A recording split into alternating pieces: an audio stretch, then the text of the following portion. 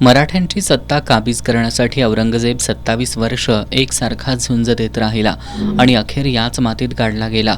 छत्रपती शिवाजी महाराजांच्या मृत्यूनंतर छत्रपती संभाजी महाराज, महाराणी ताराराणी यांनी मुघलांना सळोकी पळो करून सोडलं।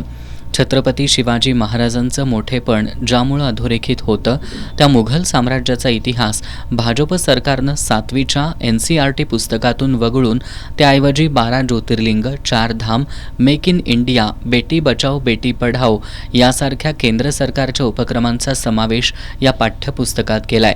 मुघलांचा इतिहास पाठ्यपुस्तकातून काढून टाकला तर हिंदवी स्वराज्याचा शत्रू कोण होता हे पुढच्या पिढीला समजणार नाही। त्यामुळे मुघलांचा इतिहास पाठ्यपुस्तकात असायला हवा या मतावर रायगड प्राधिकरणाचे अध्यक्ष माजी खासदार संभाजीराजे छत्रपती ठाम आहेत। सगळं दिल्ली सोडून, आग्रा सोडून तो इथं आलाय, महाराष्ट्रात 27 वर्ष थांबलाय की केव्हा मराठ्यांना ताब्यात घेऊन त्याला जमलं नाही आणि इथं तो मेला, इथं त्याला गाडलं मराठ्यांनी। तर हा मोठा पराक्रम हे लोक हे वाचायला पाहिजे आपण।